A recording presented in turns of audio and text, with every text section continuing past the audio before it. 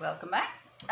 We are going to be talking about week 9 this week. So we're going to get pretty in depth with the simple corrections because I really want you to start to focus as much as possible on correcting your own mistakes because the end of the semester is coming up, and so this means that at the end of the semester, of course, you will be getting marked on your writing skills and on your presenting skills. So what I'd like to do today is to talk about, I'm going to give 3 parts this as usual, but I'm only going to use parts 1 and 2 for this first part of the video, and then for the second video I'm going to do part 3. So I'm cutting it into 2 videos, that is. So what I want to do is in parts 1 and 2, I want to talk about week 7 for the simple corrections because I'd really like to talk deeply about these things. And part 2, week 8, is a very brief review just to check and make sure everyone is clear about what we have been doing. Part 3 will be talking about presenting in English and essays, and we'll be talking about interview skills and about the types of questions that you should be thinking about when you're doing your interviews. So what I'd like to do is to start with part 1. So part 1, as usual, is looking back to simple corrections. In this case, we're looking back at week 7 simple corrections. So what I've done here is I've given you simple corrections number 1.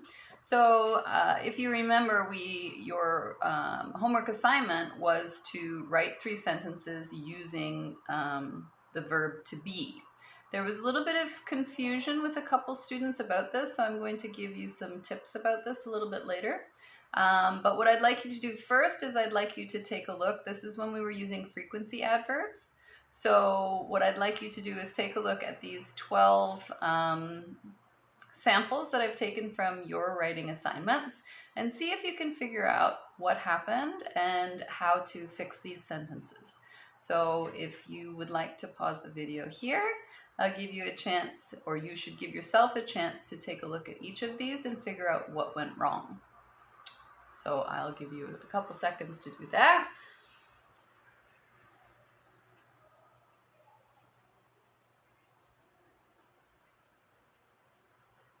Okay, so I'm going to continue as usual because if you want some more time, depending on your comfort level and how well you want to investigate these corrections, depends on how long you will need for these particular sentences.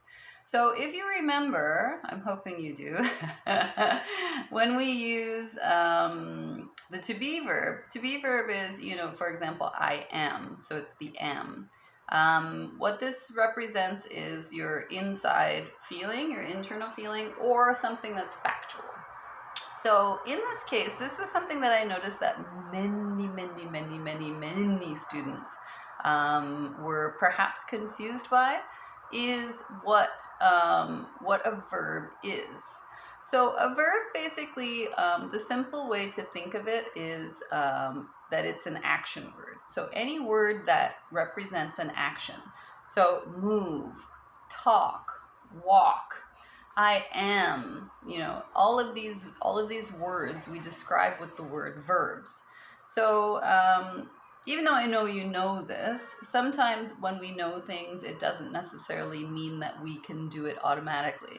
So in this case, I noticed that a lot of students were, I'm not sure exactly what was going on, but there were 2 verbs given. So I am always quit. Actually, we've got 2 verbs here. We have am and we have quit. So what you need to do is decide which verb you really want to use. What are you really talking about? Are you talking about that you always quit?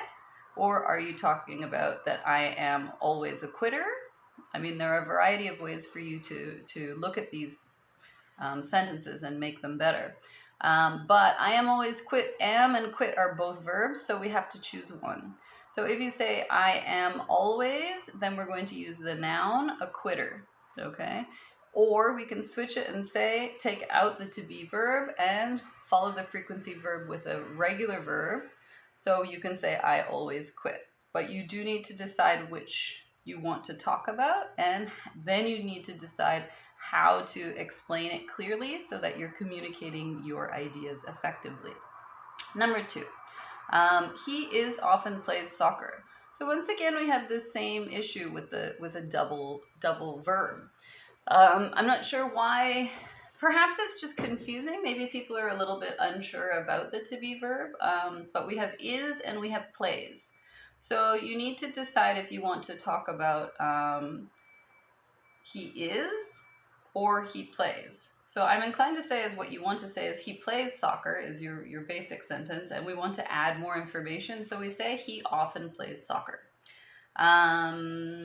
If you want to use he is, then we would add the present continuous and say he is often playing soccer.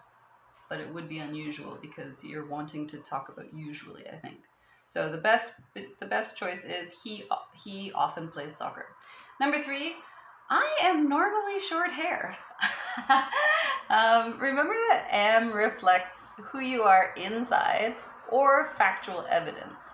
So if you look at the basic sentence, I am short hair, I think you can probably see what the problem is with this sentence, because you are obviously not hair. Perhaps you are a short person. But if we talk about hair, hair is something that you have or you do not have. So what we would use for the verb is I have, which means we would switch the sentence to I normally have short hair. Please be careful. I'm normally short hair means that you as a person are hair, which is an impossibility. Number 4, I am frequently smile. So again, we have 2 verbs that are used here. We have am and we have smile. So I think what this student is looking for, what they're trying to communicate is I frequently smile. If you want to use the to be verb, then you would say I am frequently smiling. Again, that's the present continuous, which you could possibly use. But in this case, I think what you're going for is the regular verb smile. I frequently smile. Number 5, I am always smile. Again, we have the same situation. We've just changed the frequency adverb and we've made a contraction out of I am. So I'm always smiling is possible, or I always smile. Again, same situation for 5 and 6. Number 7, I was very sad to read. I hope that this is not the case too much. But remember that I'm here for you. If you have any worries or concerns, you're always welcome to contact me, even if it has nothing to do with English. But you should definitely be using English when you talk to me, please, because that's what you're supposed to be studying. So you're supposed to practice it, right? That's the practical use of the language. So we have I am almost lonely and upset. Now, I think here what's happened is the student has forgotten that this frequency adverb is 2 words, actually. So it's a little bit unusual, so it's almost always. So I am almost always lonely and upset is possible, but very sad. I'm so sorry to hear that. So I suggest then that they're just missing the always. So remember that even if you're using a frequency adverb with 2 words, you still have to be careful to make sure you do put both in. Otherwise, it's confusing for the person reading or listening. Number 8. Number 8 is an interesting case because I noticed many students did this as well. Remember that the title of that homework, the part of that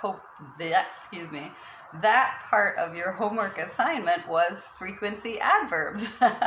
So I was looking for frequency adverbs and hoping that you were practicing using your frequency adverbs. But in this case, I had quite a number of students who didn't give any frequency adverbs. So please read the instructions, because in the instructions, I try to be as clear as possible about what I'm looking for. So if the title is frequency adverbs, then I would like you to write a frequency adverb in those sentences. So I'm an introverted person. If you do count it, then it would be an introverted person because you're using the adjective to describe the person. So I am always an introverted person, possibly, or I am sometimes an introverted person. Or you could say I am an introvert, because an introvert is a type of person. So you could just say goodbye to the noun and make the introvert the noun. But please, please, please, most important point is use those frequency adverbs. They give a lot more information. Number 9, my sister always bothering me to play with her. We have an interesting situation again, because this is supposed to be focusing on the to be verb. So if we're talking about my sister, we need is. But we have no is. So again, please be careful. I think this is simply a case, because the language is lovely, but I think it's just simply a case of you maybe weren't focused carefully on what you were writing. So try to make sure you have enough time to do your work carefully, because this is essentially what defines you as a student, and in the future what you'll be like as a teacher, right? So my sister is always bothering me to play with her would be lovely. It would be a nice, lovely, lovely long sentence and lots of good information. Number 10, I am almost on time. So again, we have the same situation with number 7 and number 10. We've got this frequency adverb, which is made up of 2 words. So it is a little bit confusing, perhaps, because we need almost always. You could also say almost never, possibly. So I am almost always on time, or I am almost never on time. I hope that's not true. So moving on. Number 11, I always get up 8 a.m. So there are 2 issues with number 11. The first one is it's not to be. 3 issues, sorry. So remember that we're looking for am, is, are, even was, were, I would have accepted. But get up, this is a phrasal verb. So again, it's a 2-part verb. So we have get up. So get up is a great word and a great verb, or great words, I should say. But they're not to be verbs. So we need to move that to the not to be verbs. So I always get up at. We also need the preposition at, because anytime you give it time, you should always put at before the time. I always get up at 8 a.m. There should be a space between the 8 and the A. And then traditionally after both the A and the M is a period, because it's an abbreviation, which you'll be looking at for your week 9 homework as well. So anyways, number 12, I am almost good at memorizing. So once again, we have the same situation as number 7 and number 10, almost always or almost never, because we have both sides of the spectrum, I guess you could say. So this is a 2-part verb again, the frequency adverb. So I'm almost always good at memorizing something. So usually you want to explain memorizing what. So I'm almost good at memorizing names. I'm almost always good at memorizing facts. I'm almost never good at memorizing, I'm not sure what it is that you're good at memorizing. Memorizing things, you could even say if you wanted to. So hopefully that's very clear. These are some really common mistakes. So do be careful and try to watch yourself and make sure that you don't make these mistakes again. Moving on, I'm going to take a look at the first tip. So the tips that I've used this week are also some issues that I noticed through your assignments. So in this case, I just wanted to clarify, to make it really clear for you about the differences between used to be, and to be. So used to, I mean, many of you I'm sure know this, and of course, we've studied these issues before, but it's not always easy to, when you're communicating, when you're actually producing language and using the language to communicate your ideas, to make sure that all those things that you've been taught for years and years and years are still a part of what you're writing and what you're saying. So I would like to review these and make sure that they're clear, so that if there are any issues and if you do have more questions, you have the time to talk with me and ask about them. So we've got used to. So used to means before, but not anymore. Okay.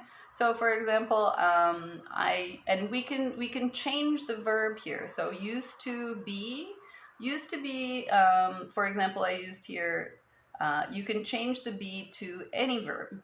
Okay. But I noticed that one student in particular really liked to use used to be and seemed to think, I should say, that used to be was the same as to be. It's not. They're totally different meanings. So this is what I want to show here.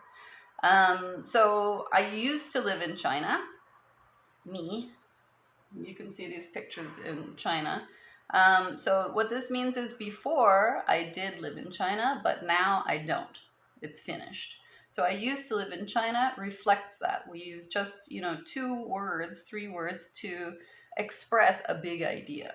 So something that happened before, but it's over, no more. We've got you used to wake up early, which means before you woke up early, maybe 7 a.m., but now you don't. You wake up late. And perhaps this is because you're watching classes or you're doing your classes online, or maybe your routines have changed because of the COVID. The third example I gave here is she used to be a smoker. So in this case, we have used to be. So this gives you the example of that this woman used to smoke. Now she does not smoke anymore. So she used to be a smoker. The last one I've given here is we used to see him every day. So in this case, it means that my friend and I, we would see this man walking on the street every day, but now we don't see him anymore. So essentially, we have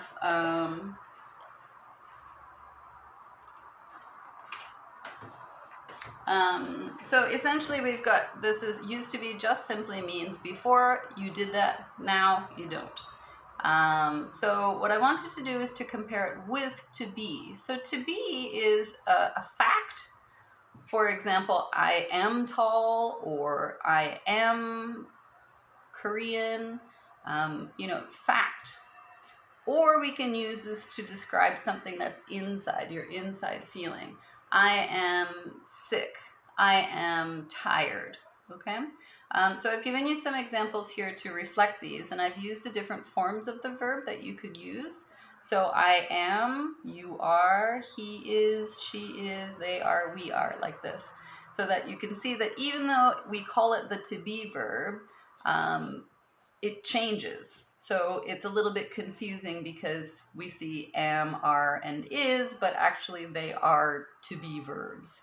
So I've given you some examples here. You are an art major. He's from Canada. She's not feeling well.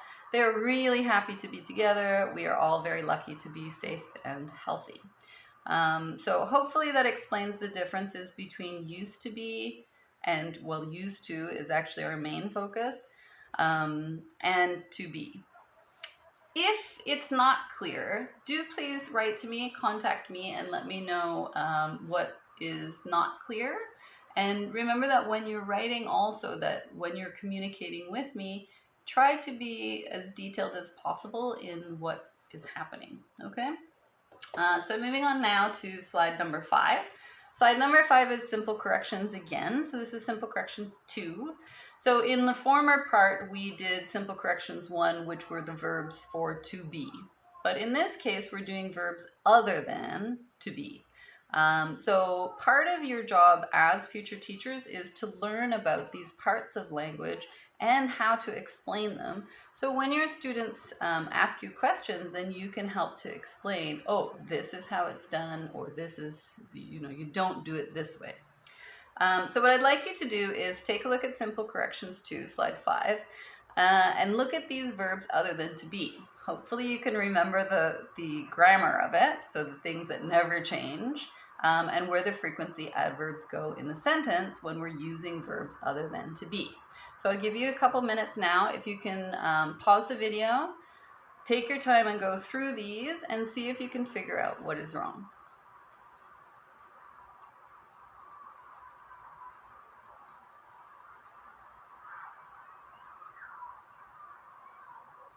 Okay, I'm going to continue. So if you need more time, again, pause the video and take the time to do it, because I promise you, you'll have a much better learning experience than if you just go quickly.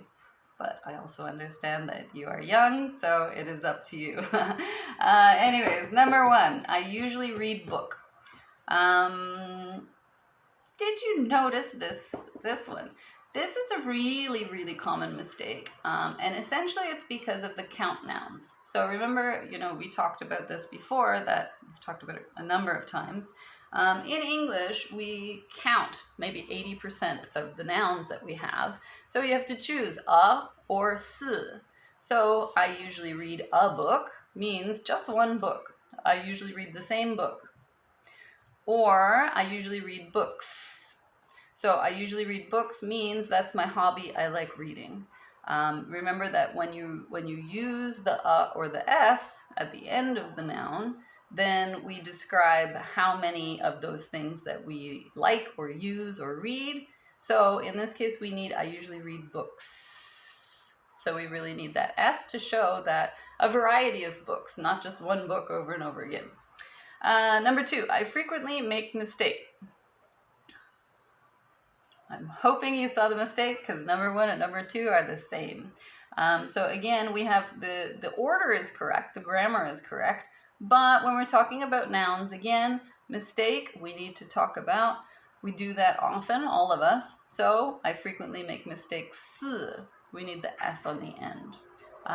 Number 3, he always sleeps at 9 p.m.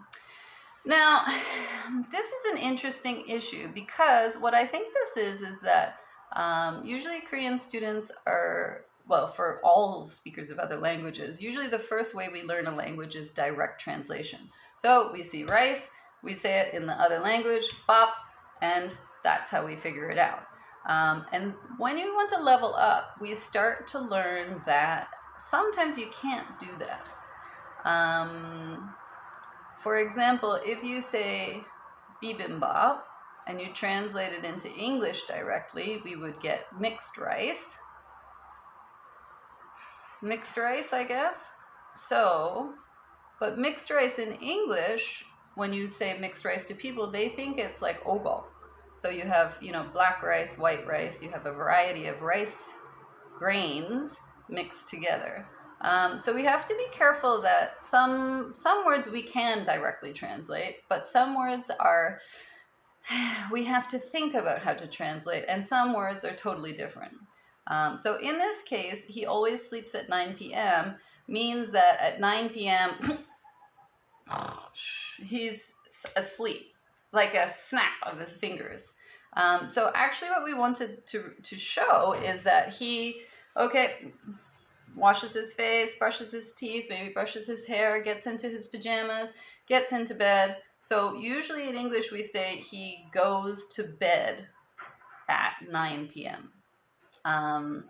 Rather than sleeps, because go to bed, for example, sometimes when you go to bed, you don't go to sleep instantly. Maybe you toss and you turn and you can't get comfortable, or you're thinking a lot. So you don't go to sleep right away, which means he could go to bed at 9 p.m., but maybe he wouldn't go to sleep until 10 p.m. So we usually use the go to. So he always goes to bed at 9 p.m. Maybe he doesn't always go to sleep at 9 p.m., but it's possible. But we need that go to. Also, once again, we've got 9 o'clock p.m. So if you want to do 9 p.m., I would get rid of the colon and the two O's, and then put a P period, M period. He always goes to sleep at 9 p.m. Number 4, I usually go to home once a week. In this case, we have the opposite case. We don't need the go to. So I usually go home once a week is perfect. Take the to out, because to usually shows the direction, but home already shows that direction. We don't need to express the direction twice. So I usually go home once a week. We don't need to home. Number 5, she sometimes fight with her brother. This was another common issue. This is probably the most difficult issue in English. So it's, if you can do this, excellent. If you can't, you know, this is a really difficult thing to learn. So don't stress, just try your best to remember. So what we do here is we look back at the original sentence. She fight with her brother. So in number 5, if we take out the frequency adverb, we have our basic clause, our basic sentence. So what we want is, because it's a she, we need the S because this is present tense. She fights with her brother, which means then when we add the frequency adverb, we get she sometimes fights with her brother. So it might look a little bit weird maybe because we see sometimes with the S. So maybe you're thinking, she, then that makes that the verb. But remember, it's not a verb, it's a frequency adverb. So it's a little bit different. And if you get confused, take the frequency adverb out and look at the basic sentence before you put the frequency adverb in. So she sometimes fights with her brother. Number 6, he is rarely wake up at 10 a.m. So we have a couple issues here. Did you pick up on any? First and foremost, and I noticed that many students are doing this still, which I find rather frustrating because I don't think it's difficult for you to understand that the first letter in any sentence has to be capitalized. So the H in he should be a big H. So he is, and then we've got is and wake up. So again, we've got 2 verbs. So I think we can get rid of the is, and because I think your main point is his wake up time. So he rarely wake, and then again we've got the same issues between 5 and 6 because we have, if we take the rarely out, we get he wake up, but we need the S because it's a he, it's the third person. So he wakes up at 10 a.m. So he rarely wakes up at 10 a.m. 10 a.m. I think you could get away with it the way it's written. Next, number 7.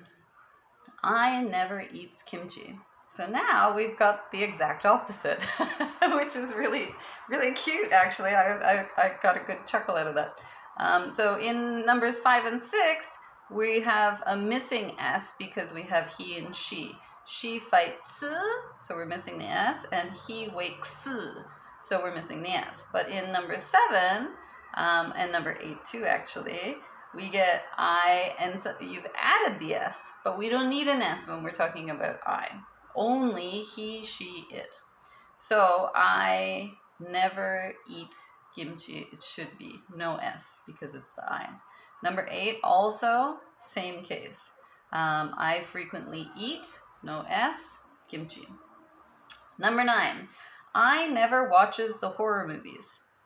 All right, so the first thing I notice here is no period. Then again, we've got an ES. So although you're being very careful, which is good, unfortunately, this is being too careful. You're overdoing it. So it should be I watch. And then again, horror movies are a type of movie, so we don't really need the. You can just say, I never watch horror movies, period. And that would be a perfect sentence with great detail, great information.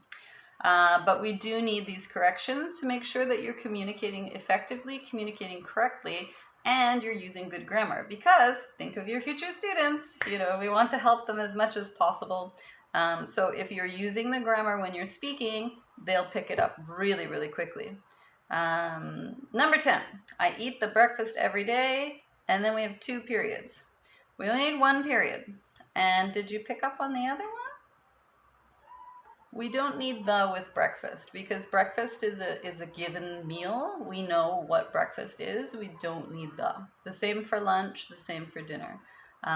We don't need the because they specified that meal without the. There's no need for it. So I eat breakfast every day, 1 period. Fantastic. Absolutely lovely. Moving on. We're going to move on now to tip 2. So tip 2 is talking about these specific times of day, because something else that I noticed that some students seem to be confused about were using the. Okay, so the is quite difficult to use, and it's quite difficult to teach. So I think this is a big reason why many teachers just don't teach it because it can be quite difficult. But this is part of our job, is to, you know, also try to teach these difficult issues. And if you do use the, it really improves your language, you know, in English, because English, you know, that's the most common word. So in this case, for tip 2, what I wanted to point out is that we have morning, afternoon, night, and they're all part of one day. So what we want to do is we want to specify that one day. In morning, we want to say in the morning. In the morning, what happened in the morning? So I sometimes read a newspaper in the morning. So that specific time of day. Afternoon, my mom usually drinks coffee in the afternoon, right? So she's drinking coffee in the afternoon. And also evening, you could use this. My dad always exercises after work in the evening, right? So once he's finished work, then he goes out and he does some exercise. So hopefully, remember that this is case specific. So we're talking about morning, afternoon, evening. This can change when we change the words. So we're talking specifically about using these particular words. So when we say in the morning, something happened, in the afternoon, something happened, in the evening, something happened. But you should be using the in particular with these 3 times of day. And again, you know, if it's confusing, if you're not really sure what it, you know, how to use it correctly, you know, you can write to me and I can give you some examples or send you some links to some sites that you can puzzle through to with a friend if you like, or by yourself. Moving on. I'm going to move on now to simple corrections. So this was the interview questions, because if you remember that I asked you to compose a variety of interview questions and then follow-up questions for each of them. So there were some small issues. I mean, overall, I thought the questions were really good. And I liked it because I got to learn a lot about you and a lot about your family and your friends. So I really enjoy that. I mean, this is the whole art of communicating with people, is, you know, sharing information. I mean, this is what we use language for, right? So what I wanted to do was to just kind of fix it up a little bit so that you can clarify your meaning and give the question in a more effective way. So take a look at these, pause the video, and see if you can figure out what's wrong with these.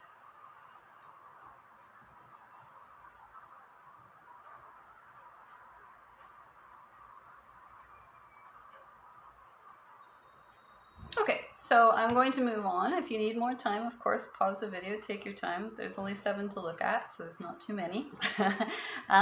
So number 1, what do you usually drink alcohol? Now, this is a really, excuse me, common issue that, and I can totally understand why it's confusing. But in English, if we want to focus on a noun like alcohol or movies or colors or something like that, it has to go with the W question word.